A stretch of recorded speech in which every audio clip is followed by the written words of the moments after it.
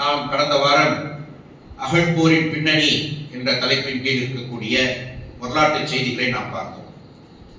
Uhud யுத்தத்திற்கு பிறகு முஸ்லிம்களுக்கும் நபிகள் நாயகம் ஸல்லல்லாஹு அலைஹி வஸல்லம் அவர்களுக்கும் மதீனாவைச் சேர்ந்த யூதர்கள் அதிகமாக தொல்லைகள் கொடுத்தார்கள் என்பதையும், அதன் காரணமாக பனு நலீர் என்று சொல்லக்கூடிய ஒரு குலத்தாரை நபி ஸல்லல்லாஹு அலைஹி வஸல்லம் அவர்கள் ஒரு குறிப்பிட்ட காலக்கெடுவுக்குள் மதீனாவை விட்டு வெளியேற வேண்டும் என்ற ஒரு சட்டத்தையும் ஒரு விதியையும் அமைத்தார்கள் என்பதையும், அது குறித்து அல்லாஹ் திருமறை குர்ஆனிலே சூரா ஹஷ்ர் என்று சொல்லக்கூடிய வெளியேற்றம் என்ற அத்தியாயத்தில் அதை பற்றி விவரமாக குறிப்பிடுவதை நாம் கடந்த வாரம் பார்த்தோம். அது மட்டுமல்ல, அந்த உஹது யுத்தத்திற்கு பிறகு சில சஹாபாக்களை மக்கத்து காஃபிர்களுடைய துணையோடு யூதர்கள் கொலை செய்தார்கள். அதிலே மிக குறிப்பாக ஹுபைப் ரலியல்லாஹு அன்ஹு அவர்கள் கொல்லப்பட்டார்கள். அதே போலவே இஸ்லாத்தை எங்களுக்கு கற்றுக் கொடுங்கள் என்று சொல்லி 70 சஹாபாக்களை அழைத்துச் சென்று ஒரு இடத்திலே கழுத்தை அறுத்து கொன்றார்கள். இப்படி அடுத்தடுத்த தொல்லைகளை கொடுத்து கொண்டே இருக்கக்கூடிய நிலையில்தான் அந்த பனு நலீர் என்று சொல்லக்கூடிய கோத்திரத்தாரை நபி அவர்கள் மதீனாவை விட்டு வெளியேறும்படி செஞ்சார். அதுக்கு முன்பாகவே பனு நலீரை போன்ற இன்னொரு குலம், ரொம்ப பவர்ஃபுல்லான குலம் என்று சொன்னால் பனு கைனகா என்று சொல்லக்கூடிய ஒரு குலம். அந்த பனு கைனுகா குலத்தையும் நபி ஸல்லல்லாஹு அலைஹி வஸல்லம் அவர்கள் இதை போன்றே வெளியேற்றினார்கள். இப்படியாக வெளியேற்றப்பட்ட அந்த யூதர்கள் எல்லோரும் என்ன செய்யறாங்க? யூத தலைவர்கள் எல்லோரும் மக்காவிற்கு சென்று அபு சுஃபியான் என்று சொல்லக்கூடிய அன்றைக்கு தினத்தில் அவர் இஸ்லாத்தில் இல்லை, அபு சுஃபியானை சந்திக்கின்றார்கள். ஒரு மிகப்பெரிய திட்டத்தை தீட்டுகின்றார்கள். நாம் முஸ்லிம்களுக்கு எதிராக ஒரு மிகப்பெரிய ஒரு கூட்டத்தோடு அவர்களை எதிர்க்க வேண்டும் அப்படிங்கிற ஒரு திட்டத்தோடு அவர்கள் வெளியேறினார்கள். அதன் பிறகு இந்த பனு நலீரை சேர்ந்த அந்த யூத தலைவர்கள் அபு சுஃபியான் அவர்களை சந்தித்து விட்டு இன்னும் சில அரபு கோத்திரங்களை சந்தித்தார்கள். அதிலே மிக முக்கியமான கோத்திரம் யாருன்னு பார்த்தோம்னா கத்ஃபான் என்று சொல்லக்கூடிய ஒரு கோத்திரம். அந்த கத்ஃபான் கோத்திரத்தை குலத்தை சேர்ந்தவர்கள் முரட்டு முஸ்லிம்களாக இருந்தார், அது முரட்டு அரபுகளாக இருந்தார், இஸ்லாத்தை ஏற்காதவர்கள். அவர்கள் புரியும்படி சொல்வதாக இருந்தால் ஒரு அடியாளை போல அவர்களுக்கு பணம் கொடுத்தால் என்ன வேணும் செய்வார்கள் என்று சொல்லக்கூடிய அளவுக்கு ஒரு முரட்டு அரபி கூட்டமாக அந்த கத்ஃபான் என்று சொல்லக்கூடிய குலத்தார்கள் இருந்தார்கள். பனு அசத் என்று சொல்லக்கூடிய ஒரு கோத்திரத்தார், அதை போலவே தாயிஃபில் இருக்கக்கூடிய பனு தகீப், பனு ஹவாஸின் என்று சொல்லக்கூடிய குலத்தார். இப்படி பல கோத்திரத்தை குலத்தாரை சேர்ந்தவர்கள் எல்லாம் இந்த யூதர்கள் சந்தித்து என்ன சொல்றாங்க? நீங்கள் முகமது அவர்களுக்கும் சஹாபாக்கள் என்று சொல்லக்கூடிய அந்த முஸ்லிம்களுக்கு எதிராக நீங்கள் எங்களுக்கு உதவி செய்ய வேண்டும் போரிடுவதற்காக. அவ்வாறு நீங்கள் எங்களுக்கு உதவி செய்தால் ஒரு வருட மதீனாவில் இருக்கக்கூடிய பேரித்தம்பழம் விளைச்சல்களை உங்களுக்கு நாங்கள் தருகின்றோம். கூலிக்கு ஆளுக்கு புறமா அடியாட்கள் மாதிரி. அப்ப அந்த கூட்டத்தார், குறிப்பாக அந்த கத்ஃபான் என்று சொல்லக்கூடிய கோத்திரத்தார்கள் குலத்தார்கள் எல்லாம் இந்த பணத்திற்கு ஒரு வருட விளைச்சல் என்பது இன்றைய தினத்திற்கு பல பில்லியன் ரியாலுக்கு சொந்தம். அவ்வளவு மிகப்பெரிய விளைச்சலை நாங்கள் ஒரு வருஷம் விளைச்சல் நாங்கள் உங்களுக்கு தர்றோம், நீங்க எங்களுக்கு உதவி செய்யுங்க என்று சொல்லி இப்படி ஒரு ஆசை வார்த்தை காட்டி கிட்டத்தட்ட இஸ்லாமிய வரலாற்றிலேயே ஒற்றுமையின்றி சிதறி கிடந்த 10 கோத்திரம் என்று சொல்லப்படுகிறது வரலாற்று ஆசிரியர்கள். அவங்களுக்குள்ள எந்த ஒற்றுமையே கிடையாது. பின்னாடி அல்லாஹ் அதை பத்தி குர்ஆன்ல சொல்றான் சூரா அஹ்ஸாப்ல. அப்போ 10க்கும் மேற்பட்ட அந்த குலத்தார்கள் எல்லாம் ஒற்றுமை இல்லாமல் இருந்த அரபு கோத்திரத்தார் குலத்தார்கள் ரபிகளாரையும் சஹாபாக்களை எதிர்ப்பதிலே ஒன்றாக இணைந்தார்கள். அதுதாங்க இந்த அகழ் யுத்தம். சுப்ஹானல்லாஹ், யோசிச்சு பாருங்க. அல்லாஹ் இந்த அகழ் யுத்தத்தை என்னன்னு குறிப்பிடுகிறான் என்றால் அஹ்ஸாப் யுத்தம் என்று அல்லாஹ் அழைக்கிறான். அஹ்ஸாப் என்று சொன்னால் கூட்டுப்படை, மல்டிநேஷனல் ஃபோர்ஸ் சொல்றோமா இல்லையா என்று, அது மாதிரி ஒரு கூட்டுப்படையாக யூதர்களுடைய சூழ்ச்சியின் காரணமாக மக்களுக்கு காபிர்கள், மதீனாவிற்கும் மக்காவிற்கும் சுற்றி இருக்கிற பல அரபு கோத்திரங்கள், அதை போல தாயிஃபில் இருக்கக்கூடிய அரபு கோத்திரங்கள் யாரெல்லாம் பணத்திற்கு ஆசைப்பட்டார்களோ அப்படி 10க்கும் மேற்பட்ட கோத்திரத்தார்கள் எல்லாம் ஒன்றாக சேர்ந்து ஒரு கூட்டுப்படையாக நபி ஸல்லல்லாஹு அலைஹி வஸல்லம் அவர்களையும் சஹாபாக்களையும் எதிர்ப்பதற்காக கிளம்பி வந்த யுத்தம் தான் இந்த அகழ் யுத்தம். சுப்ஹானல்லாஹ். இந்த நேரத்தில் ஒன்று யோசிச்சு பார்க்கணும். கிட்டத்தட்ட வரலாற்று ஆசிரியர் குறிப்பிடுறார்கள் 10,000க்கும் மேற்பட்ட வீரர்கள், அதிலே 300 குதிரைப்படை வீரர்கள், 1500 ஒட்டகங்களோடு ஒரு மிகப்பெரிய பிரம்மாண்டமான ஒரு படை நபி ஸல்லல்லாஹு அலைஹி வஸல்லம் அவர்களை எதிர்ப்பதற்காக ஒற்றுமையின்றி சிதறி கிடந்த அத்தனை அரபு குலங்களும் ஒன்றாக சேர்ந்து மதீனாவை நோக்கி படையெடுத்து வந்தார்கள். பல்வேறு திசைகளில் வர்றாங்க. அந்த நேரத்துல தான் ஒரு குஃபருக்கும் ஈமானுக்கும் அடுத்தபடியாக நடக்கக்கூடிய போர் துவங்குவதற்கான ஒரு சூழல். இதற்கு முன்னாடி 2 மிக முக்கியமான போர் நடந்துருச்சு. அகழ் யுத்தம், உஹது யுத்தம். மூன்றாவதாக பத்ர் யுத்தம், உஹது யுத்தம். மூன்றாவதாக இந்த அகழ் யுத்தத்திற்கான பின்னணி இதுதான். இந்த நேரத்துல தான் பாத்தீங்கன்னா அல்லாஹ் தஆலா சூரை அஹ்ஸாப்ல இந்த அகழ் யுத்தத்தை பற்றி சொல்றான். எப்படி பனு நலீர் கூட்டத்தை ரசூலுல்லாஹி ஸல்லல்லாஹு அலைஹி வஸல்லம் அவர்கள் மதீனாவை விட்டு வெளியேற்றினார்களோ அதை பற்றி சூரை ஹஷ்ர்ல சொல்றானோ, அதை போலவே இந்த அஹ்ஸாப் யுத்தத்தை பற்றி அஹ்ஸாப் என்று சொல்லக்கூடிய சூறாவிலே அடுத்தடுத்த வசனங்களிலே அல்லாஹ் தஆலா சுட்டி காட்டுவதை நாம் பார்க்க முடிகிறது. இப்படியாக அபு சுஃபியானுடைய தலைமையிலே 10,000க்கும் மேற்பட்ட வீரர்கள் போருக்கு கிளம்பி வருகின்றார்கள். இதில் மிகவும் வேடிக்கையான ஒரு விஷயம் என்னவென்றால், இந்த ஒரு யுத்தத்திற்காக அடித்தளமிட்ட பனு நலீர் கோத்திரத்தார் இருக்கிறாங்க இல்லையா, யூதர்கள், அவர்கள் நேரடியாக இந்த யுத்தத்தில் கலந்து கொள்ளவில்லை. யோசிச்சுப்பார். அன்று முதல் இன்று வரை யூதர்களுடைய இந்த நாடோடி சமுதாயம் என்று சொல்லக்கூடிய யூதருடைய வேலை எப்படி இருக்குன்னு கேட்டீங்கன்னா, மற்றவர்களோடு உதவியோடு எதிர்களை அழிப்பார்களே தவிர அவர்கள் எப்பொழுதுமே என்ன செய்ய மாட்டாங்க, களத்துக்கு வரமாட்டாங்க அப்படிங்கிறது இதுல நமக்கு புரியுது. அப்போ இந்த நேரத்துல தான் இந்த ஒற்றற்படைகள் மூலமாக நபி ஸல்லல்லாஹு அலைஹி வஸல்லம் அவர்களுக்கு இந்த செய்தி தெரிகிறது.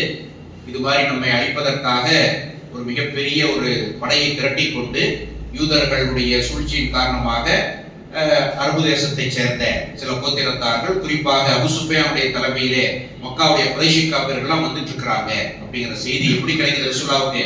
நபிகள் ஸல்லல்லாஹு அலைஹி வஸல்லம் அவர்கள் மிக சிறந்த ஒரு தளபதியாக இருந்தார். ஒற்றற்படை மூலமாக, வணிக கூட்டத்தின் மூலமாக, அதிலும் மிக குறிப்பாக அப்பாஸ் பின் அப்துல் முத்தலிப். அப்பாஸ் யாருங்க?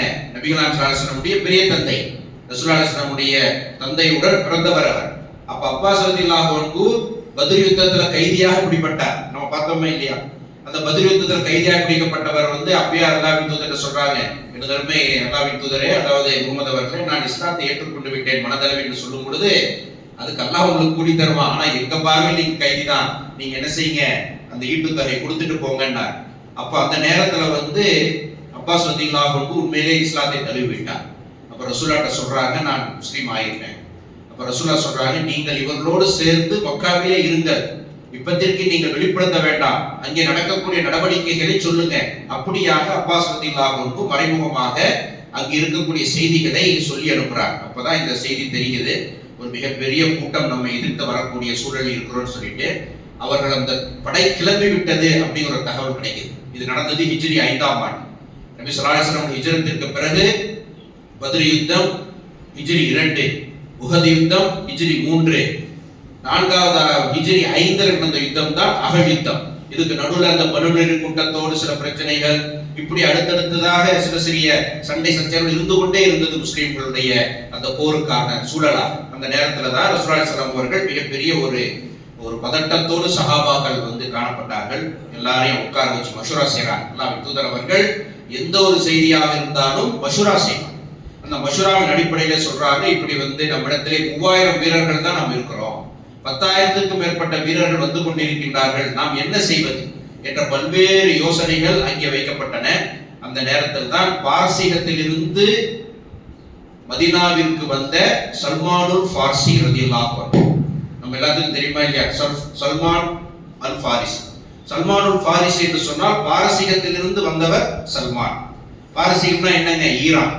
அப்போ ஈரான்ல ஒரு மஜூசியாக இருந்தவர் தான் சல்மான்.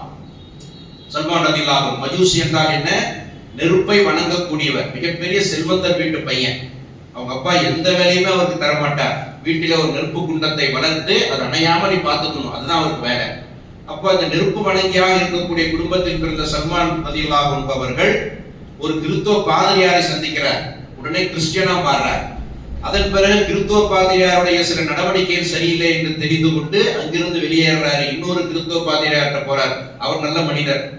அவர் தான் சொல்றாரு, ஒரு இறுதி நபி வர இருக்கின்றார், அவர் மதீனாவில் இருக்கக்கூடிய ஒரு சில அடையாளங்களை சொல்லி அந்த இடத்துல ஒருவார் சொன்ன உடனே ஒரு வணிக கூட்டத்தோடு வணிக கூட்டமாக ஒரு யூதரிடத்திலே அடிமையாக வேலை செஞ்சிட்டு இருக்கிறாரு சல்மானுல் ஃபாரிசி. எப்படிப்பட்ட ஒரு தேடல் பாருங்க. மிகப்பெரிய செல்வந்தர், வீட்டை விட்டு வெளியில வர்றார். மஜூசியாக இருந்தவர், கிறிஸ்துவராக இருந்தவர், தேடிக்கொண்டே இஸ்லாத்தை பற்றி அந்த இறுதி தூதர் எங்க வருவார் ஒரு மிகப்பெரிய ஒரு தேடுதலிலே ஒரு அடிமையாக ஒரு யூதரிடத்திலே ஒரு என்ன சொல்றதுங்க ஈச்சமரம் என்று சொல்லக்கூடிய பேரித்தம்பழ தோட்டத்துல வேலை செஞ்சிட்டு இருக்கிறார். அந்த நேரத்துல ரசூல் அலைஹிஸ்ஸலாமுடைய வருகை அவருக்கு எடுத்துச் சொல்லப்படுகிறது.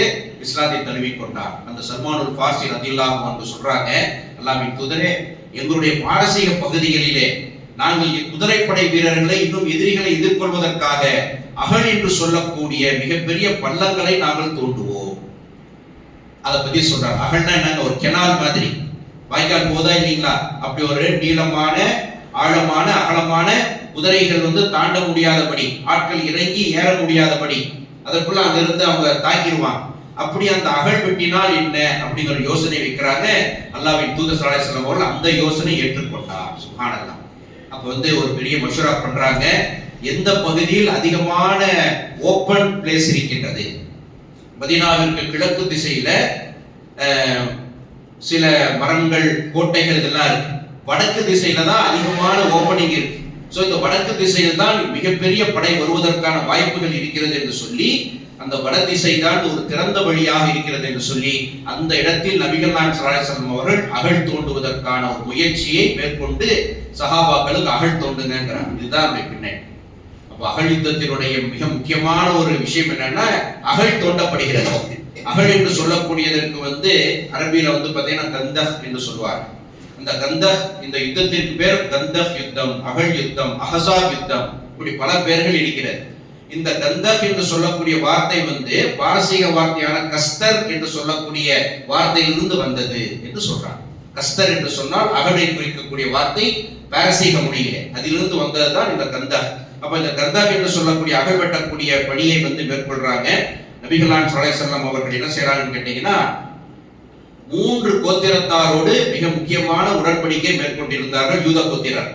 அதுல 2 கோத்திரத்தார்கள் விரட்டப்பட்டார்கள் துரோகம் இழைத்ததன் காரணமாக. ஒன்று பனு நலீர் கோத்திரத்தார், இன்னொன்று பனு கைனுகா என்று சொல்லக்கூடிய கோத்திரத்தார். 3வது கோத்திரத்தார் தான் பனு குரைலா என்று சொல்லக்கூடிய கோத்திரத்தார். இந்த பெயர்களை எல்லாம் நீங்க மனசுல வைக்கணும். இந்த பனு குரைலா கோத்திரத்தாருடைய உடன்படிக்கை அவர்கள் மீறாமல் காப்பாத்திட்டே வர்றாங்க அந்த யூதர்கள். அப்ப அவங்களுடைய கோட்டைகள் எல்லாம் சில பகுதியில் இருக்கு. அவங்கள்ட்ட ரசூலுல்லாஹ் சொல்றாங்க, இந்த பகுதியில் வந்தால் நீங்கள் தான் எங்களுக்கு ஒரு சப்போர்ட் பண்ணணும். அவங்க என்ன சொல்றாங்க, சரி நாங்கள் கண்டிப்பாக உங்களுக்கு உதவி செய்கின்றோம் என்று சொல்லி அந்த ஒரு கோத்திரத்தார் மட்டும்தான் இந்த அகழ் யுத்தம் துவங்குவதற்கு முன்பாக அந்த வாக்குறுதி மீறாமல் அந்த இடத்துல பாதுகாப்பாக நாங்கள் இருக்கிறோம் சொன்ன உடனேயே நபி ஸல்லல்லாஹு அலைஹி வஸல்லம் அவர்கள், ஓகே, எல்லா பகுதியிலுமே ஓரளவு நமக்கு ஒரு ப்ரொடெக்ஷன் இருக்கு, அடர்ந்த தோப்புகள் இருக்கிறது, சில கோட்டைகள் யூதர்களுடைய கோட்டைகள் இருக்கிறது, இந்த ஒரு வடக்கு திசையில் தான் நீண்ட அகலத்திற்கு எந்த விதமான ஒரு தடுப்பு இல்லாமல் இருக்கிறது, இந்த இடத்தில் நாம் அகழ் வெட்டலாம் என்று சொல்லி அகழ் வெட்டப்படுகிறது. அந்த அகழுடைய நீளம் 5.5 கிலோமீட்டர் என்று வரலாற்று ஆசிரியர்கள் சொல்றாங்க. 5.5 கிலோமீட்டர் அகழ் வெட்டப்படுகிறது. அதனுடைய அகலம் சில இடங்களில் 13.5 அடி, சில இடங்களில் 11 அடி. ஆழம் பார்த்தோம் என்றால் 15 அடி ஆழம். அப்ப யோசிச்சு பாருங்க, ஜேசிபி இருக்கா அந்த நேரத்துல, பொக்லைன் இருக்கா, புல்டோசர் இருக்கா, எதுவுமே இல்லை. எல்லா சஹாபாக்கள் அப்படியே என்ன செய்யணும்னு கேட்டீங்கன்னா, தன்னுடைய வெறும் கைகளில் தான் வெட்ட வேண்டும். எந்த நேரமும் எதிரிகள் தாக்கி விடுவார்கள் என்ற சூழல் நிலவுகிறது. ஹிஜ்ரி 5ஆம் ஆண்டு. அது மட்டுமல்ல, கடுமையான குளிர் அந்த நாட்டிலே. அந்த நேரத்துல இன்னைக்கு கூட பாத்தீங்கன்னா 2 டிகிரி 3 டிகிரி வந்துருச்சு மக்கா மதீனா. இப்ப இருக்கக்கூடிய போன் பண்ணி கூட நீங்க கேட்கலாம், ஜனவரி டிசம்பர்ல பாத்தீங்கன்னா 3 டிகிரி வந்துருச்சு. அப்படி கடுமையான குளிர். காரணம் அங்க பாத்தீங்கன்னா ரேடியேஷன் ஃப்ரம் த ராக்ஸ், சுற்றிலும் மலைகள் தான் குன்றுகள் தான் இருக்கும். அவ்வளவு ஈஸியாக நீங்க தோண்டவும் முடியாது. அப்ப அப்படி கடுமையான குளிர். அந்த வருடம் வரலாற்று ஆசிரியர்கள் குறிப்பின்படி சொல்லப்படுகிறது, பஞ்சமும் நிலவியது. அந்த நேரத்தில் நபி ஸல்லல்லாஹு அலைஹி வஸல்லம் அவர்கள் சஹாபாக்களோடு தானும் கல் சுமந்தார்கள், மண் சுமந்தார்கள், அகழ் வெட்டுவதிலே கடப்பாரி எடுத்தார். சுப்ஹானல்லாஹ். அப்ப அல்லாஹ்வின் தூதருடைய ஒரு கூட்டு முயற்சியோடு மிக வேகமாக அந்த அகழ் தோண்டப்பட்டது. சுப்ஹானல்லாஹ். கிட்டத்தட்ட 5.5 கிலோமீட்டர் நீளத்திற்கு எதிரிகள் எந்த நேரம் தாக்கி விடுவார் என்பதற்காக அந்த நேரத்தில் நபி ஸல்லல்லாஹு அலைஹி வஸல்லம் அவர்கள் என்ன செய்யறாங்கன்னு கேட்டீங்கன்னா, வீட்டுக்கு செல்லாமல் அங்கேயே கூடாரம் போடுதுங்கிறார். சில சஹாபாக்கள் காலை எழுந்தவுடன் நீங்க வந்துருவாங்க, இரவு தாமதமாக வீட்டிற்கு செல்லக்கூடியவர்களாக இருந்தார். அல்லாஹ்வின் அனுமதியோடு, அல்லாஹ்வின் தூதர் அனுமதி கேட்டுட்டு போனார். அந்த நேரத்துல தான் பல முன்னறிவிப்புகளும் பல அதிசயங்களும் அந்த அகழ் தோண்டும் பொழுது நடந்தன. அதைத்தான் இன்றைக்கு பார்க்க இருக்கிறோம். அகழ் யுத்தத்தை முழுமையாக இன்றைக்கு பார்க்க முடியாது. இன்ஷா அல்லாஹ் அடுத்த வாரம் அதை தொடரலாம். அப்ப அந்த நேரத்தில் நபி ஸல்லல்லாஹு அலைஹி வஸல்லம் அவர்கள் வந்து தன்னுடைய திருக்கரங்களால் அகழ் வெட்டுவதற்கு முயற்சி ஈடுபட்டார்கள், மண் சுமந்தார்கள். இந்த நேரத்துல வந்து சில முன் அறிவிப்புகளை ரசூலுல்லாஹ் சொல்றாங்க. அதுல மிக முக்கியமான ஒரு முன்னறிவிப்பு என்னன்னு பாத்தீங்கன்னா, அம்மார் பின் யாசிர் ரலியல்லாஹு அன்ஹு என்று சொல்லக்கூடிய ஒரு சஹாபி. யார் இந்த அம்மார் பின் யாசிர் ரலியல்லாஹு அன்ஹு? இஸ்லாத்திற்காக முதலாக உயிர் தியாகம் செய்த தம்பதியர் சுமையா ரலியல்லாஹு அன்ஹா, யாசிர் ரலியல்லாஹு அன்ஹு. இந்த இரண்டு பேரும் தான் இஸ்லாத்திற்காக முதலில் உயிர் துறந்தவர்கள். அவருடைய மகன் தான் அம்மார். அம்மார் ரலியல்லாஹு அன்ஹு அவர்களுக்கு வந்து சரியான அடி போடுறாங்க, அப்படியே சூடு போடுறாங்க. ஒரு கட்டத்துல வந்து அந்த சூட்டை தாங்க முடியாமல் அந்த மிகப்பெரிய ஒரு கஷ்டத்தோடு அவர்கள் இருக்கும் பொழுது அபூஜஹலுடைய கூட்டத்தார் சொல்றாங்க, என்னன்ட்டு, நான் வந்து இந்த சிலைகளை மதிக்கின்றேன், ஷிர்கான குஃப்ரான ஒரு வார்த்தை மட்டும் சொல்லு, உங்களை நான் விட்டுறேங்கிறான். அந்த நேரத்துல வந்து உயிரை தாங்க முடியாமல், அந்த உயிர் போகக்கூடிய வேதனை தாங்க முடியாம அம்மார் ரலியல்லாஹு அன்ஹு குஃப்ரைக்கு உண்டான ஒரு வார்த்தை சொல்லிடுறார், இந்த சிலைகள் சிறந்ததுங்கிற மாதிரி. அவர் விடுதலை கொடுக்குறாங்க. அழுது கொண்டே ரசூலுல்லாஹ் வர்றாங்க, அல்லாஹ்வின் தூதரே, குஃப்ரான வார்த்தையை நான் உயிருடைய அந்த வேதனை தாங்க முடியாமல் உயிருக்கு பயந்து சொல்லிவிட்டேன் என்று சொல்லும்போது அல்லாஹ் வந்து ஆயத்தை இறக்கிறார். உயிருக்கு பயந்து குஃப்ரான வார்த்தைகளை நீங்கள் வாய் வழியாக சொல்வதில் உங்களுக்கு குற்றம் இல்லை, மனசுல இருந்து நீங்க செஞ்சாதான் சொன்னாதான் நீங்கள் குற்றவாளி என்று சொல்லக்கூடிய அந்த ஆயத்து இவருடைய விஷயத்தில் தான் இருந்துச்சு. அந்த அம்மார் ரலியல்லாஹு அன்ஹு அவர்கள் மற்றவர்களை விட கடுமையாக வேலை செய்கிறார். அவர் மெலிந்த தேகம் உடையவர்.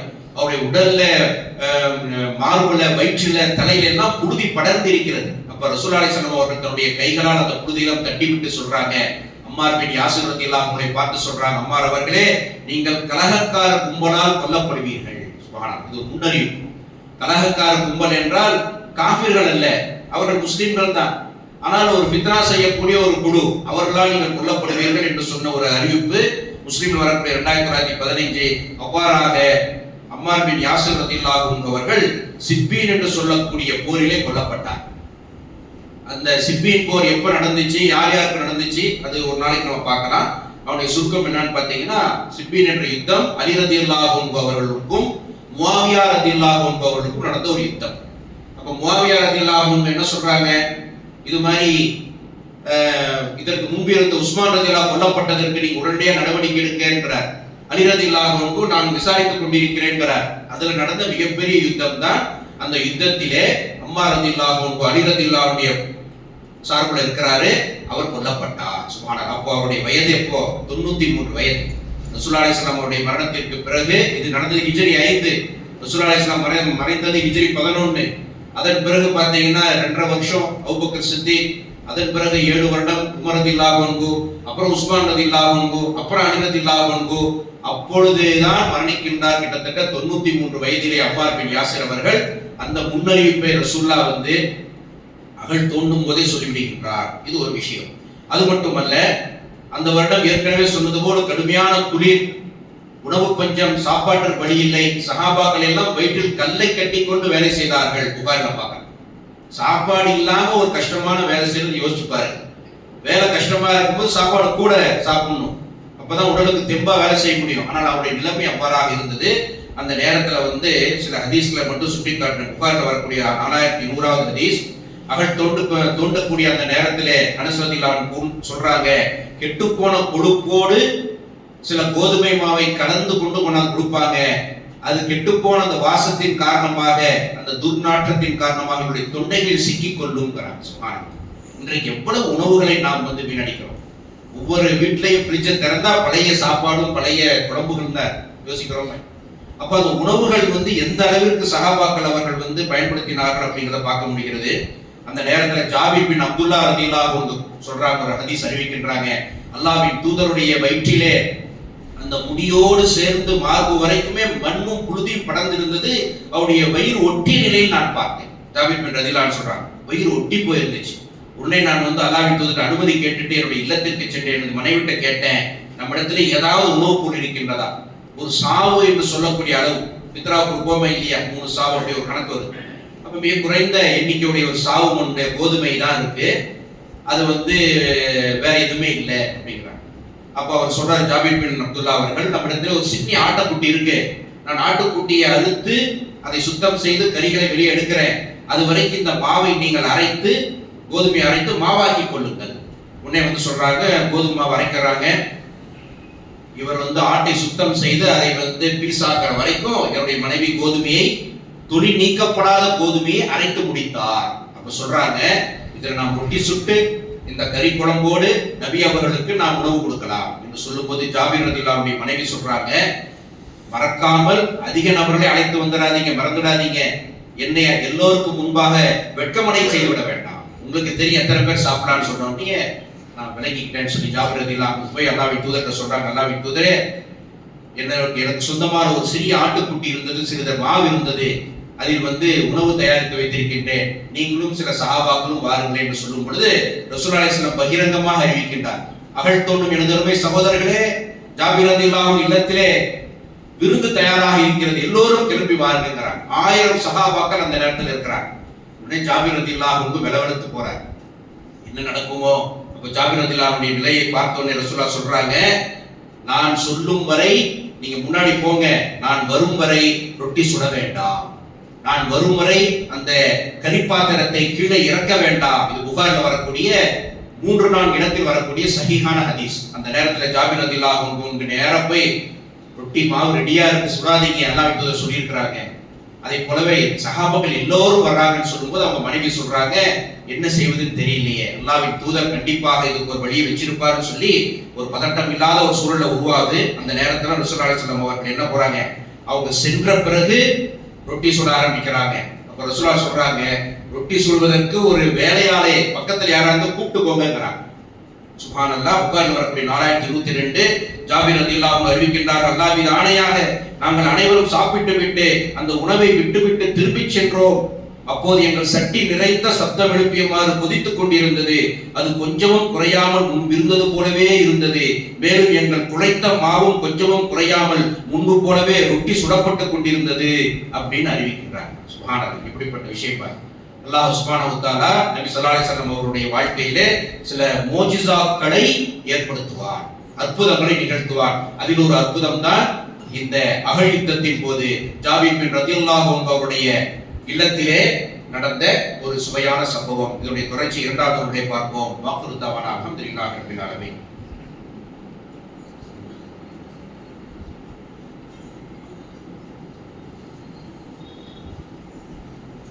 அல்ஹம்துலில்லாஹி ரப்பில் ஆலமீன் வஸ்ஸலாத்து வஸ்ஸலாமு அலா ரசூலில் கரீம் வ அலா ஆலிஹி வஸ்ஹாபிஹி அஜ்மஈன். அம்மா பஅத்.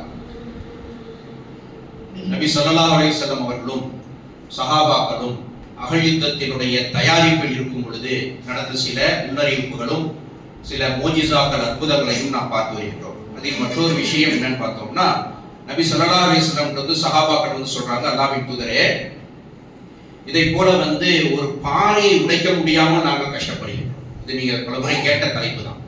அப்போ அந்த பாறையை எல்லாம் உடைக்க முடியல என்று சொல்லும்போது ரசூலுல்லாஹ் சொல்றாங்க, சரி ஒரு கோடாலியை கொண்டு வாருங்கள், அதற்கு உண்டான உபகரணத்தை கொண்டு வாருங்கள் என்று சொல்லி பிஸ்மில்லான்னு சொல்லி அந்த பாறை மீது அடிக்கிறாங்க.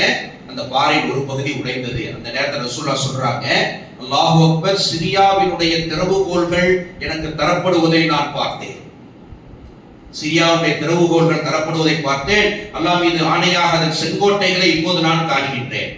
2வது முறை அந்த சமட்டியால் அடிக்கின்றார், கோடாலியால் அடிக்கின்றார். அந்த நேரத்தில் மறுபடியும் சொல்றார், அல்லாஹு அக்பர், பெர்சியா ஈரானின் சாவிகள் எனக்கு கொடுக்கப்பட்டன, அல்லாஹ் மீது ஆணையாக மதாயில் இருக்கக்கூடிய வெள்ளை நிற கோட்டையை நான் இப்போது காண்கின்றேன். 3வது முறை அடிச்சுட்டு சொல்றாங்க, அல்லாஹு அக்பர், யமனுடைய திறவுகோல்கள் எனக்கு கொடுக்கப்பட்டன. நம்ம யோசிச்சு பாருங்க, இது ஒரு முன்னறிவு. அந்த நேரத்துல நபி ஸல்லல்லாஹு அலைஹி வஸல்லம் அவர்கள் மதீனாவிலே ஒரு சக்கரவர்த்தியாக, முஸ்லிம் சாம்ராஜ்யத்தின் அமீராக, தலைவராக இருக்கும் பொழுது மிக முக்கியமான ஒரு கோத்திரம் யாருன்னா வெளிநாட்டுல கிறிஸ்துவர்கள் தான். அவர்கள் வசிக்கக்கூடிய பகுதி தான் அந்த சிரியா என்று சொல்லக்கூடியது, பாரசீகம் என்று சொல்லக்கூடியது. பாரசீகத்துல பாத்தீங்கன்னா ஈரான்ல மஜூசிகள் இருந்தாங்க, கிறிஸ்துவர்கள் அதிகமாக இருந்தார்கள். அந்த நேரத்துல தான் இந்த சிரியாவை பற்றி, பெர்சியா என்று சொல்லக்கூடிய ஈரானை பற்றி, யமன் என்று சொல்லக்கூடிய அந்த பகுதியை பற்றி எல்லாம் சொல்றாங்க. இவை அனைத்து பகுதிகளுமே யாருடைய ஆட்சி காலத்தில் கைப்பற்றப்பட்டன என்றால் உமர் ரலியல்லாஹு அன்ஹு ஆட்சி காலத்தில் கைப்பற்றப்பட்டன.